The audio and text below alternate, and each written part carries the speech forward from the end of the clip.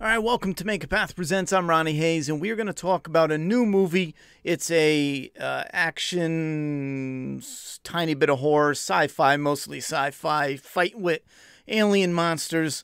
Let's say we're going to do a real quick spoiler-free intro, and then we're going to get into looking at clips and images and spoiling the hell out of this movie that just came out on Amazon Prime. It's an original called The Tomorrow War. Yes, it has a stupid title. I heard this movie was crap, and I also heard it was really cool. And I can see why some people thought it was really cool, especially when they talked about it afterwards, because the ending does pack a punch where it's got some cool action. There is definitely some cliche stuff. It's definitely by the numbers. This is a movie we've seen time and time again. If you picked it apart, you've probably already seen just about every moment that's in this movie. You've seen it in a number of other movies. And we're never going to get away from that completely with Hollywood. I think they're always going to play it safe and regurgitate very similar stories and just playing it safe. I mean, they have a structure, for God's sakes, where you have to write it a certain way. Everybody, you know. So when you get Hollywood pumping stuff out like this, I think we're really going to need to start looking more to the indies for some truly fresh and unique. Hollywood will, you know, they'll push out something once in a while that is totally fresh and unique. But I think we're going to have to really start supporting our indie creators and looking for avenues that is wild and totally fresh. This, however, isn't fresh, but I will say it's a little crap and it's a little cool. Now, you're not going to get anything that is absolutely out of this world, new and unique. No. It's probably going to feel like a number of other movies. I'm biting my tongue because there's one big spoiler, which we're going to get into in a second. And if you've already seen the movie, you know what I'm talking about. It's literally ripped from another movie, and I'm dying to talk about it because I kind of rolled my eyes. But I'll tell you what. You're either, when you're watching this, you're probably 10, 15, 20 minutes into it. And if you're enjoying that much, there's a really good chance you're probably going to stick it out. But if you're not vibing with the beginning, there's a real solid chance you're just not going to connect with the material. And even watching a trailer, you know what you're going to get. You don't get much more than that. But it's definitely still cool with some action. It has some character stuff. They do explain the timeline stuff. The time traveling stuff. But some could say they didn't do a good enough job because it is only like 2 sentences and they kind of brush it off. Now, spoiler free, I will say this is worth a watch. Chances are it's just a popcorn movie you're going to pop on and just try to have some fun with, or it's just not for you. But I think fully, if you watched the trailer and the trailer was like didn't really do anything for you, chances are just skip it. But if you watched the trailer and you thought, one of these days I might check it out, when you get some time, or if you're in the mood and you want to watch a new movie, you might end up liking at least most of it. So let's get into some spoilers here. The Tomorrow War kicks off with, well, they do this I think it's cheap when there's no real, when it comes to the structure of putting a movie together, when they just show you something that's cool and action-packed and it's got a little mystery, and then they go back in time and they play it out like that. There's no connective tissue here where it makes sense in a way. I'm trying to think of an example, but basically we're just seeing a cool moment, and then it's a cool action moment to get your attention, and then they get into the slow stuff to set up the movie. It's cheap. I don't like when they do that. Just get us into the damn movie. I can wait 15, 20 minutes for you to set the movie up. I'm not that crazy. They do have some good family work as far as the characters. They get into it quick. They have a moment with the family. It is a little off how the people from the future show up at a sports event. But when you think about it, getting people's attention, a sporting event would be a good way to grab a good amount of attention, especially since you already got the news and camera there. I can see them being desperate, going, all right, let's try this. However, I just, no matter how many times I rewatch it, I just can't fathom the weapons. I just don't understand that. Worst case scenario, they're never going to fight any human. I don't know why they didn't show up with some kind of like more less official type of military stuff. But it's just a little nitpick, but it bothers the shit out of me. Like, what are you all geared up for? What's going on here? If we give you static, are you going to go to war with us? No, you're just going to wait, and then you're going to be jumped back to the future no matter where you are, because you got that thing implanted in your arm. So I don't know, just a little tiny nitpick. But they basically run through the future screwed, and they're starting to have a national draft. They're doing quick news articles, and that's a quick way to get the story going. I would argue maybe they should have started it with some of that already going on. Instead of having like the big reveal that people came, it might have been a different way to do it, but maybe it wouldn't have felt so rushed there.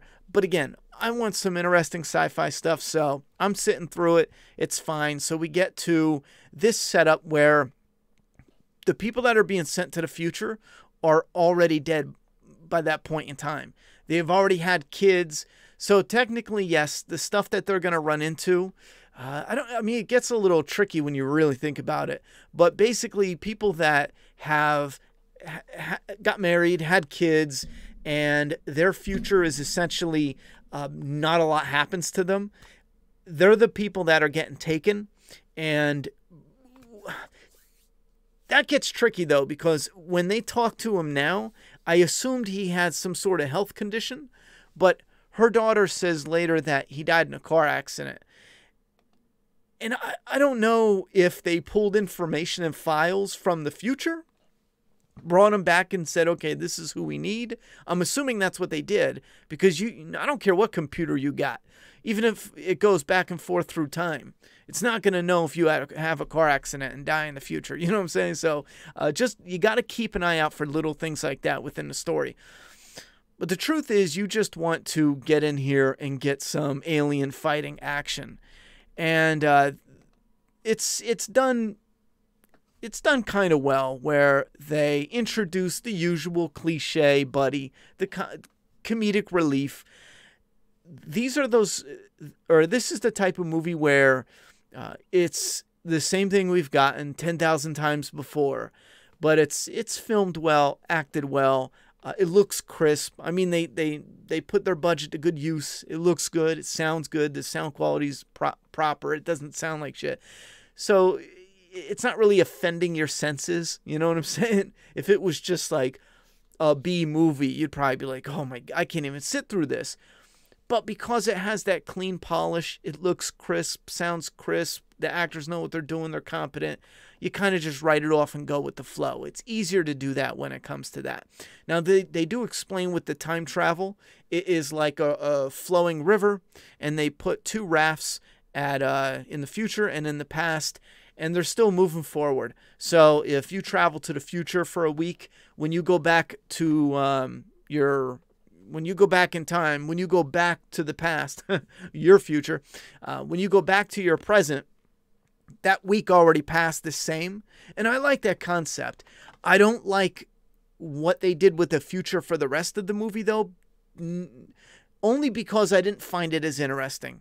I found Back to the Future interesting, and we don't care. Here's a simple way to show how people can find or how people found time travel interesting. You got a cool looking time travel device, the DeLorean.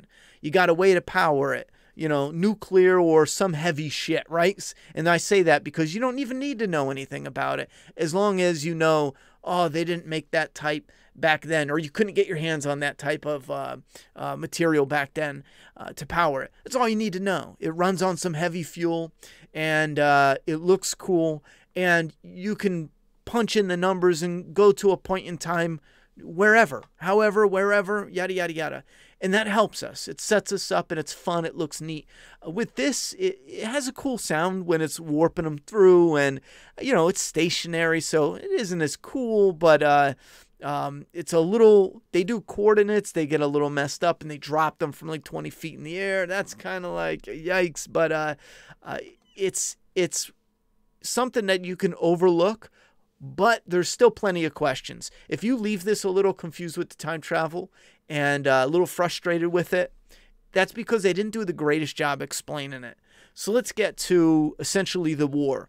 They show up, and they have to rescue some scientists or get some scientific information, research information.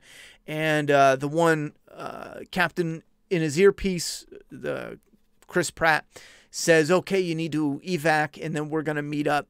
So this action set piece is literally them getting the research stuff and then evacuating. And when they finally get to a base, he finds out that the girl that was in his ear is his daughter. And I think they did a decent job setting that up. It felt like it needed a little more punch. I also do want to put one little flaw in here. I like Chris Pratt. He's got a good charm. However, there's one scene specifically where I don't know what, yeah, right here. I don't know what they were doing, but he has this like goofy look on his face. And she's telling him, just leave. Let me turn this down a bit. She's like, just leave. And yeah, he's oh no, what's over there? I don't know why they didn't just, man, I don't know. I would have cut that completely. It took me right out of the moment. That's the one goofy looking expression you got on your face, homie. You know, I don't know. Maybe it's just me. But that one scene in particular, I thought that was goofy as shit. If I could rewind real quick to the look and style of the aliens. I'm calling them aliens now. They are aliens, but this is where we get into the Alien ripoff, Prometheus and Alien Covenant.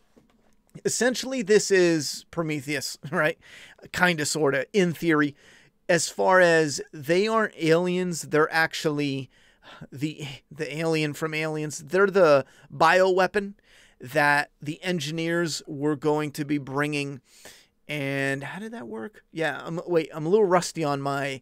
I love aliens. I'm a little weak on Prometheus, but I know the gist of it. The engineers had the black goo and all that other shit, and you got David. He finger fluted himself, and then he created the xenomorph type, blah, blah, blah. Long story short, they were weapons. They were bioweapons, the actual aliens. And it's the same here, where you have like pilots and engineers, and it's done way too similar. However, since the whole thing is different and it's like other different movies, it doesn't feel too... You roll your eyes for a moment if you're an Aliens, Prometheus, yada yada fan. You roll your eyes for a minute, but then they keep it moving and they go in a different direction, so it's not too bad.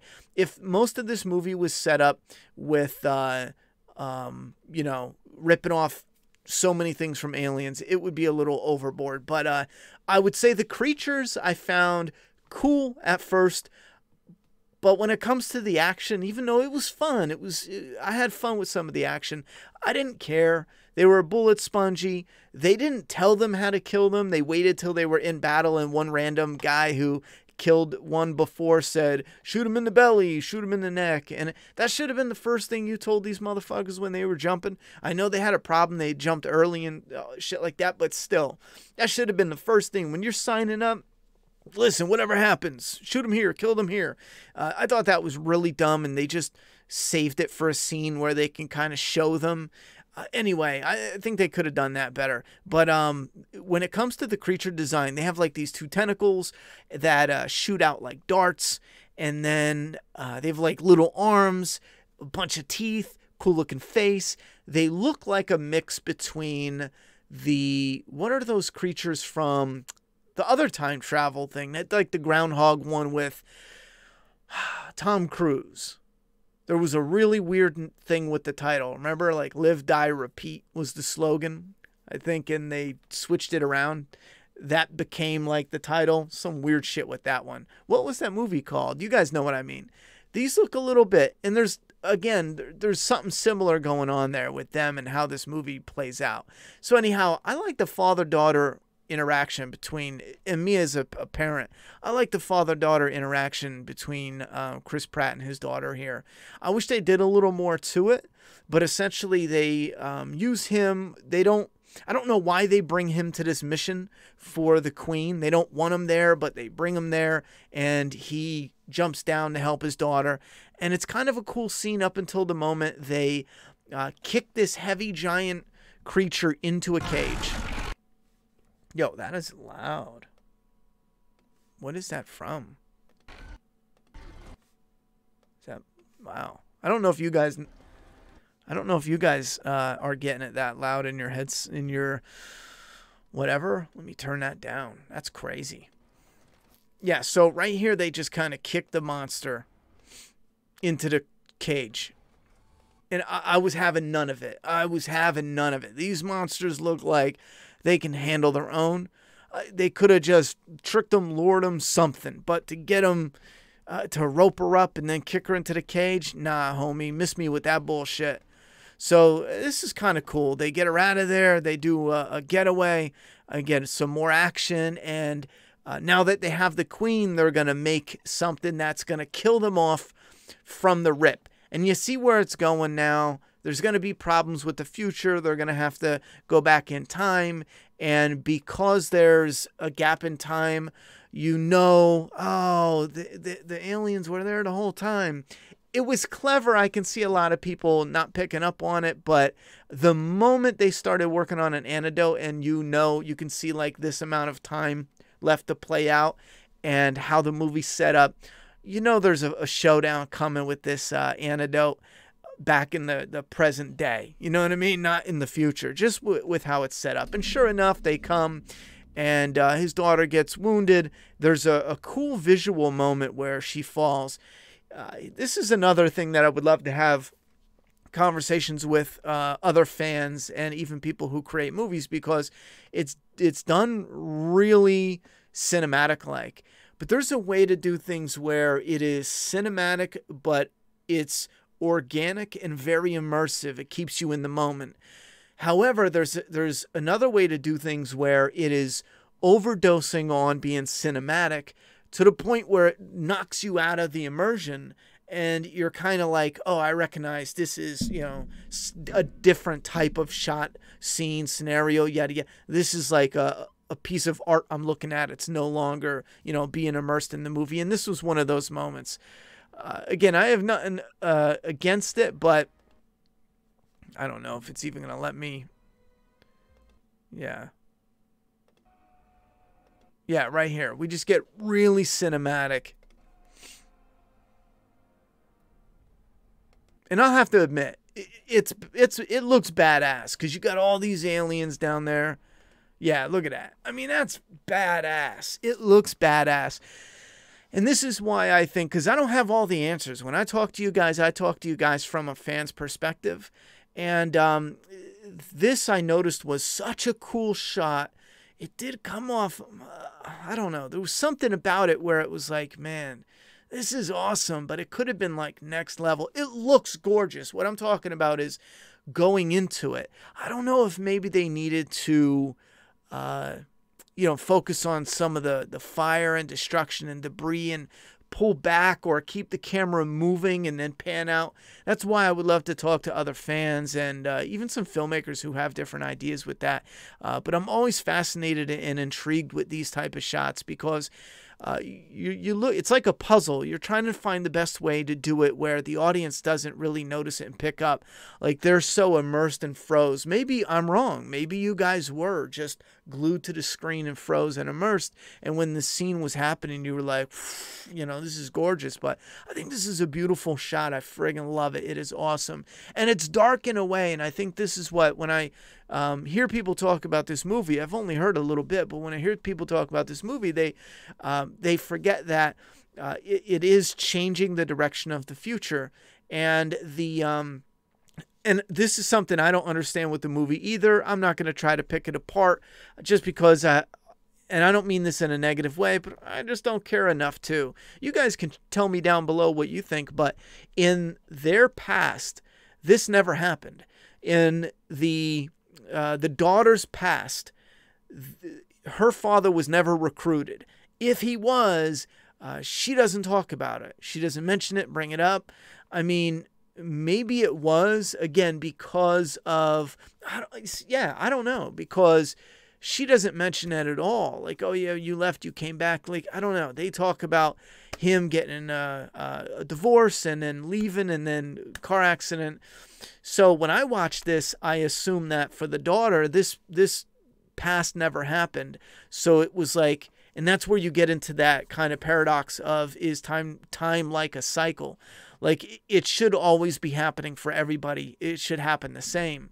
But when you introduce time travel, at what point in time is it the first time that has happened, or is it a constant cycle?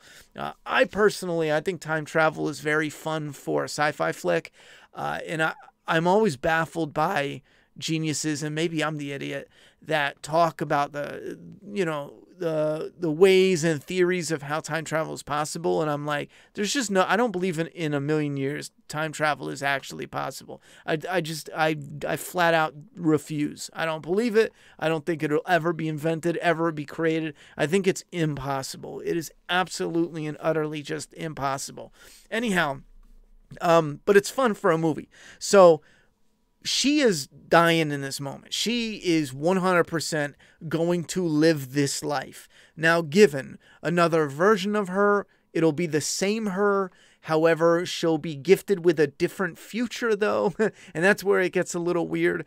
You could call it an alternate timeline, absolutely, and I mean, technically that is exactly what it is, but it is the same her, essentially, and yet she will, no, it would be straight up an alternate timeline, but I guess maybe, let's say that was like the nightmare timeline, and then her alternate new timeline would be a corrected, the timeline she was meant to have. Anyway, so he goes back home with the antidote to kill the things. I saw this coming a mile away, and I hate when they do this in movies. They have the smart kid in class. Every time we get someone who's a teacher, they have a little moment in class where they talk about something that is explaining something for the story, the villain, the bad guy, the bad situation, or it is information that they'll need later on, and they'll have to find the student later. They do this shit all the time, and sure enough, he's in class talking to this kid about volcanoes, and then when they go into Back to the Future, they're like, Back to their present, they're like, yo, why do the creatures have volcanic ash under their nails? Yeah, let's go find the kid. Sure, you could Google it, and you'll get some answers, and you'll have to read a little, but no, let's just go ask this kid. So they ask him. It's a bit of a fun scene, but I had to cringe. I just can't stand when they do shit like that. You see it coming a mile away. So this is where we get to have a little more fun. And I had a lot of fun. I love the snowy environments, the isolated feel. It reminds me of my favorite movie, The Thing. Absolutely love it. And then they find the alien spacecraft. They go in there, and I love that shit. I love seeing other people's ideas of what aliens look like and the spaceship look like. I dig the way the cargo looked. I didn't buy it that there was no type of security type reinforcements or anything around them. It was kind of just sacks, which sure. I mean, it looks cool, but whatever. Anyway, they're not frozen or nothing. I thought that was a bit weird. I know they're under the ice, but still, they got to be cold as shit, right? Maybe this stuff can't freeze. I don't know. Anyhow, so the idea is the alien ship didn't crash in 2050, whatever. It actually was here the whole time, and it's been here for like 1,000 years, a few hundred years. And that is why these creatures came out of nowhere, because they thought, and they kind of brought up global, why can I not say that word? Global warming. I think I'm saying it right. I'm so tired. I'm like way off. Anyway, so they brought that up, and the ice melts, and they get out, and that's what actually starts the doomsday cycle in the future. But now that they have the antidote from his daughter from the future, they can kill these creatures, they infect them, and the queen gets out. They got a cool little showdown. There is a colony, which at first I was like, oh yeah, they're fucked. I mean, they are fucked. But they take care of it real quick because they blow it all to shit. Yeah, right here, look. I mean, there's so many in there that's not even funny.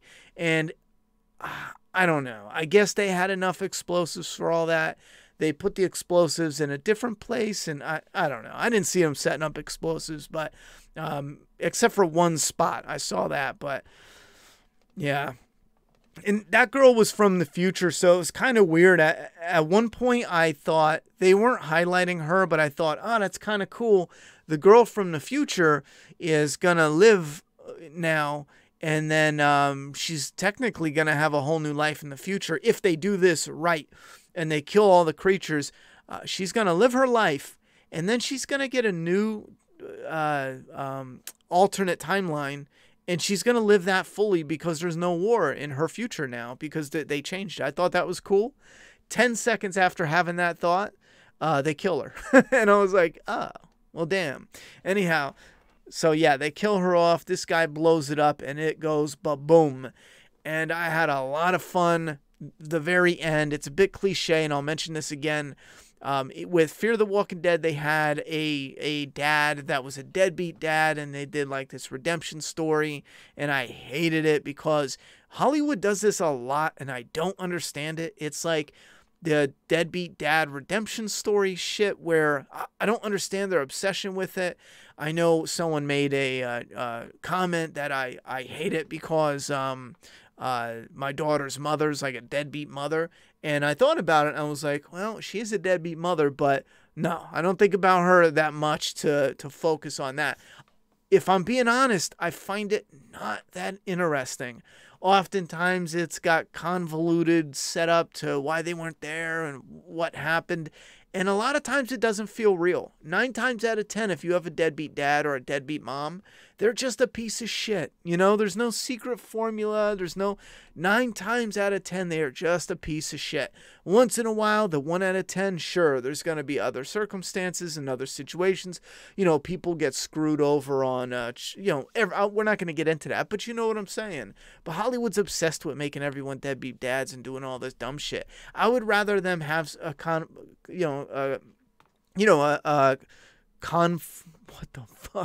a rough relationship. Anyhow, so they go back to back, and we do get a cool showdown.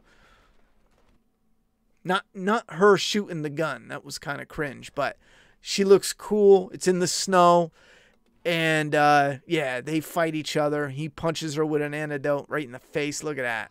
Oh man. Yeah, he just shit his drawers. You know that. He didn't say nothing, but you know, that's the look of a man who just shit himself right there. Look at he's like, oh, he sat in it. He's like squishy.